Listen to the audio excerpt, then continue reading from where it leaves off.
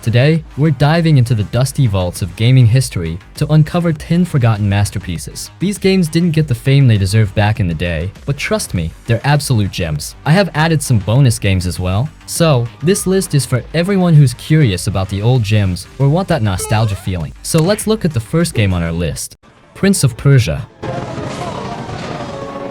One of the finest games, and I'll always regret Ubisoft not continuing the series and solely focusing on Assassin's Creed. Prince of Persia is an all-time favorite gem. Now, I'm actually talking about all the installments, because it gets so hard to consider which one is the best as fans love different parts. However, we can all agree that Pop series had great potential. I am recommending everyone to at least play one game from this series. My favorite is Two Thrones, so you can definitely play that one as well. There is not much of a chronological order, so every part provides a brand new experience. Although, there has been a talk about Sands of Time remake, which Ubisoft won't ruin it. So, it'll be a great time to play the original. The series is loved for its parkour movements, combo attacks, storyline and weapons, and mostly the area designs. The experience was amazing. In fact, now I'm grown up, I play these kinds of games again to relive the memories as now I'm more experienced with the mechanics. Low-key, I recently completed Max Payne this year. Honestly, I'm telling you guys, even if you have played the old nostalgic games such as Pop, I promise that you're still gonna have an amazing blast playing them again. Some moments we can only appreciate after growing up, we understand the importance of those cutscenes, in moments far better now than we used to. Wake up. Wake up. Deadpool.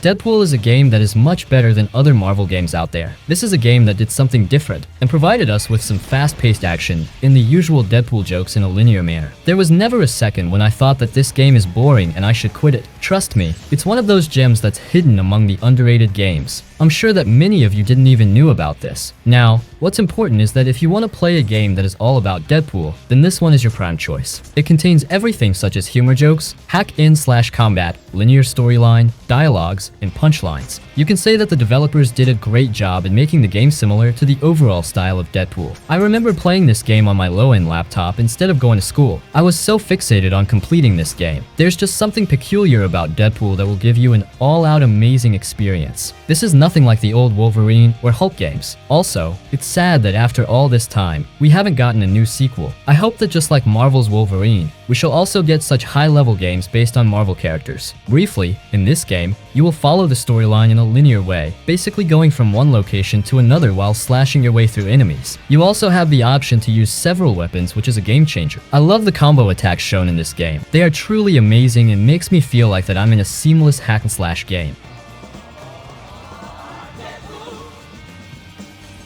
Max Payne. Death was in the air at Roscoe Street. I'd have to find Alex fast.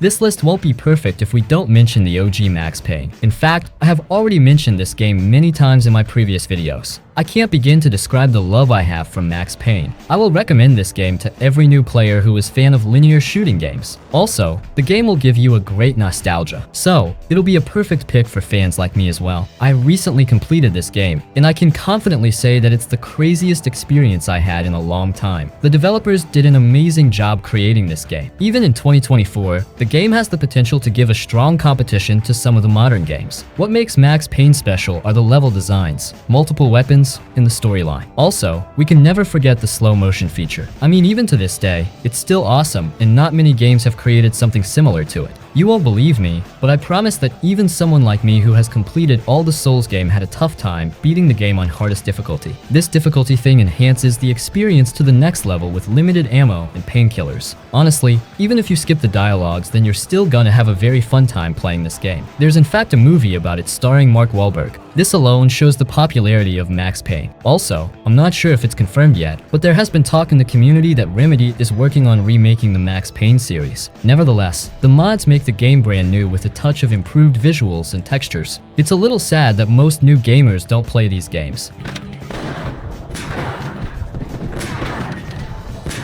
Project IGI.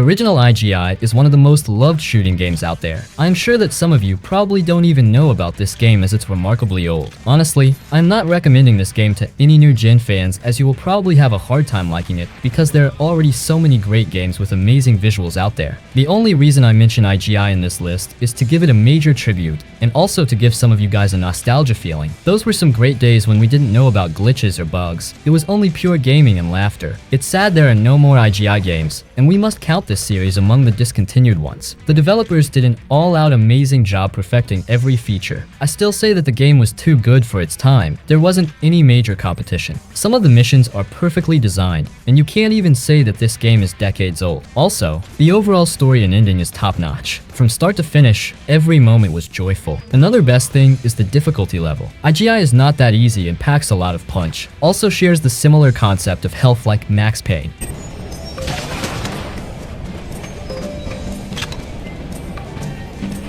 NFS Hot Pursuit.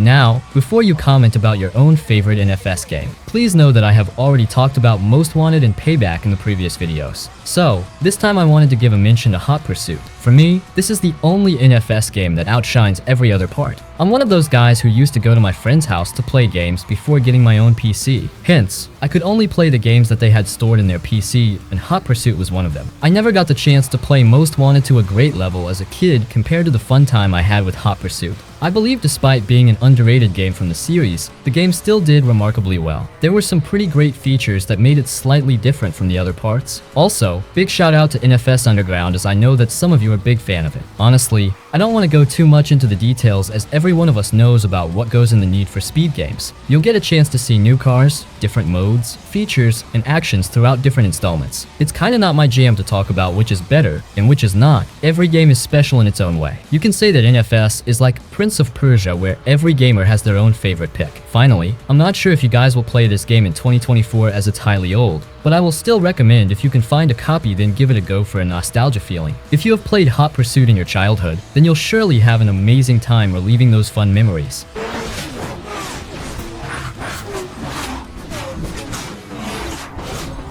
Freedom Fighters. There's one here, freeze! Don't move, remain calm. Whoa, hey, stay cool, man. I'm just the plumber. Insane nostalgia smack in your face. Whatever I say about this game will always be insufficient. Personally, if anyone here has played this game, then you, my friend, have been a true gamer for quite some time. I know that for some of us, Freedom Fighters bring back many wonderful childhood memories. In reality, I don't remember much of this game. I just know that I played it as a kid on my uncle's laptop. Also, the only gameplay moment I remember from Freedom Fighters is a person tossing a Molotov. Everything else is just too blurry. However, I don't suggest this game to anyone. Because it is an extremely outdated game, you will undoubtedly dislike it or simply abandon it, as there are several modern games with higher visuals and better gameplay on the market. The only audience I want to target with this game is those who have already played it several years ago. I just want you to feel nostalgic and recollect your wonderful moments. Also, please share your experiences in the comments. Now, we all enjoy third-person action games that combine numerous genres. I believe this is why Freedom Fighters became so successful. The game was released in 2003 on PlayStation 2. So, in my opinion, the only three elements that made this game renowned were its name, third-person shooting, and the storyline. Nevertheless, we applaud the developers for presenting us with an incredible experience. Bloody Roar 2.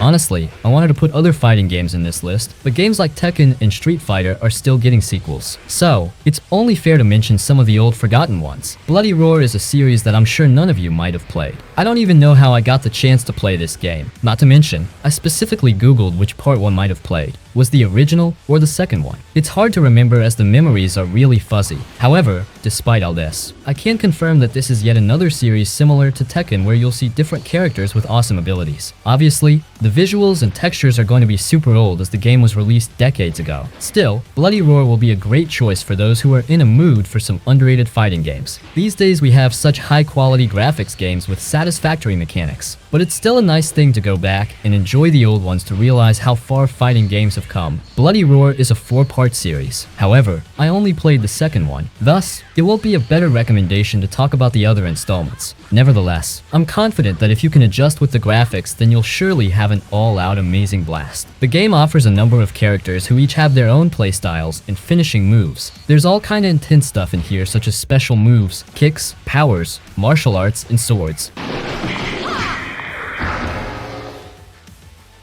You're sexy when you're in pain. Road Rash.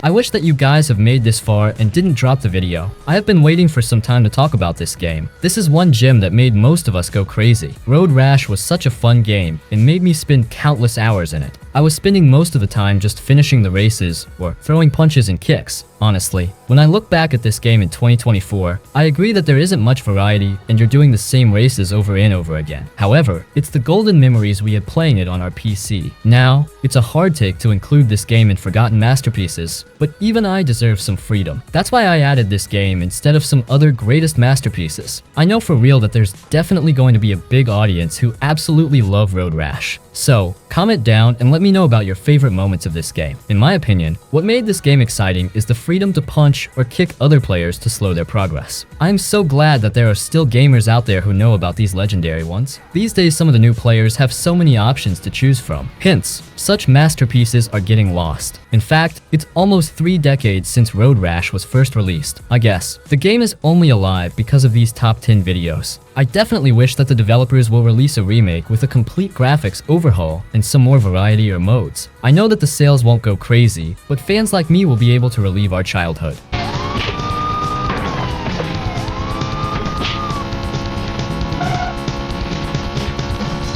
The Surge. If you like to die over and over again, this game is perfect for you. It's the best I don't know what the flark I'm doing simulator. It's like a Fear Factory album come to life. As a discussion about a game grows longer, the probability of a comparison involving Dark Souls approaches 100%. But seriously, once this game clicks, it's really good. The Surge is maybe my favorite Souls-like. I love the repressive atmosphere, chunky and strategic combat, limb removal for finding gear, leveling systems, and the sometimes infuriating level design. Very similar to OG Dark Souls and that song. My story with this game began a year back. I randomly stumbled onto this game, thought to give it a try. I excitedly fire up the game and begin to struggle my way through the beginning of the game, and continue to struggle, and die an unreasonable amount, and wander around lost and confused. Eventually, I hit a roadblock on the second boss, which was crushing because I'm a huge Souls fan, to the point where I play them for hundreds of hours and do challenge runs, but the Surge just didn't work for me. I gave up, put the game away, and moved on with my life. But something is different this time. I make it to the second boss and I beat him first try. I continue through the game, getting better and better. Enemies can't touch me. I'm stockpiling armor sets. I'm opening shortcuts and exploring off the beaten path. I beat the third boss on my second try. Eventually, I make it to the end of the game and on to New Game Plus. All of a sudden I was in love, and I knew I had my mojo back. I actually really love the game now. There is so much that works here, and I'm honestly shocked how much they got right that even the Souls games could learn from. Souls-like, even if From Software's own making, very rarely make a gripping story for players to engage with. However, the Surges opens with such a cool twist that it had me hooked from the get-go. The story starts on your playable character, Warren's first day on a new job. You're sitting on a train, surrounded by cheesy training videos that do an amazing job of world building, while keeping the level of corniness I have seen in training videos given to me by my workplaces all my life. This culminates in a small, early game plot twist I won't spoil here, followed by a brutal cutscene, where the mech uniform is drilled into Warren's spine. It's so quick and brutal, it made me physically wince, something no other Souls-like has done in a cutscene to this day. You then wake up and everything has gone to hell, and it's your job to escape. The immediate story being about how you do that, with the usually lore collectibles then telling the backstory of what happened. In terms of lore, there is a lot of it, and most of the characters you get to meet their story progression throughout the game are pretty well done, and interesting in how they change the tone as you play. From Software's lore is awesome, but you need to know it's awesome before you take the time to look into it. The Surge had a perfect blend of storytelling and lore, and the cutscenes left me wanting to know what happened to a greater degree than in most other Souls-likes to date. The level design is masterclass, honestly. The facility itself is incredible. It's not truly open world.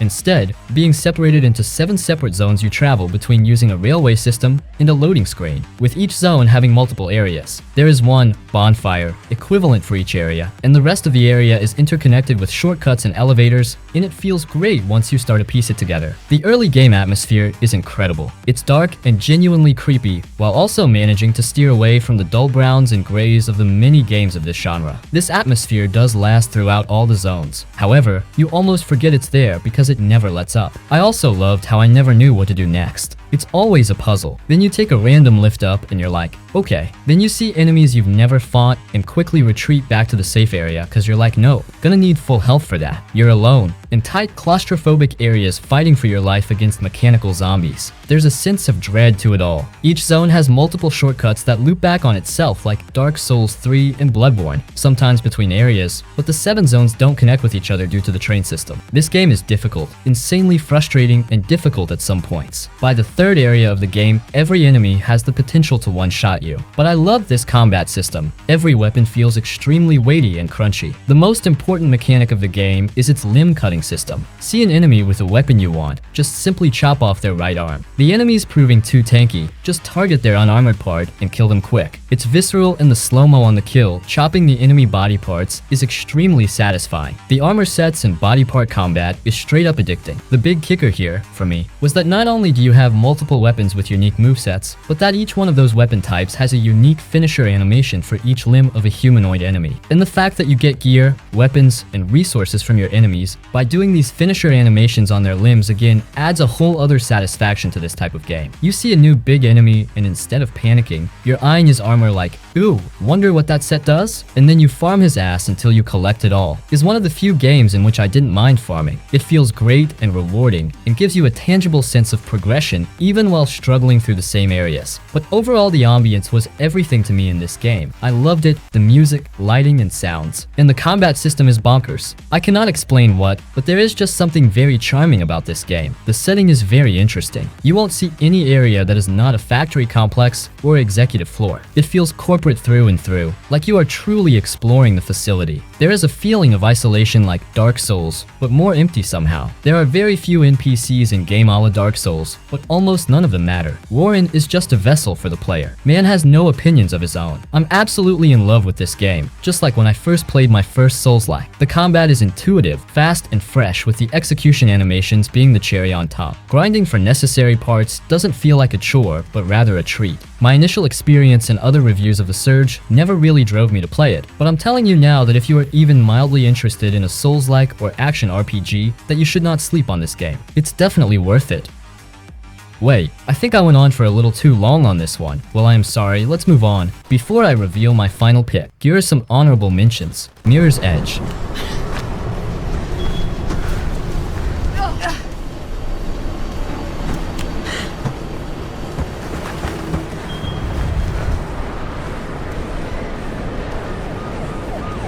Scarface.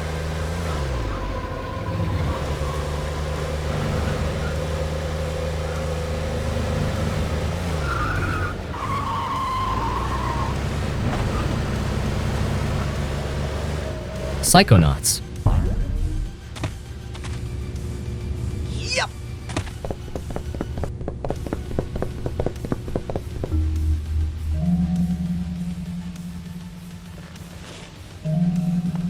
Sherlock Holmes. What a terrible way to die.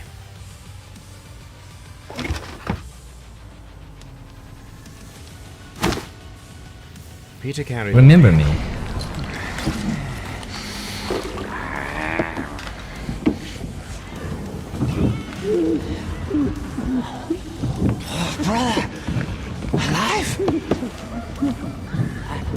Total Overdose.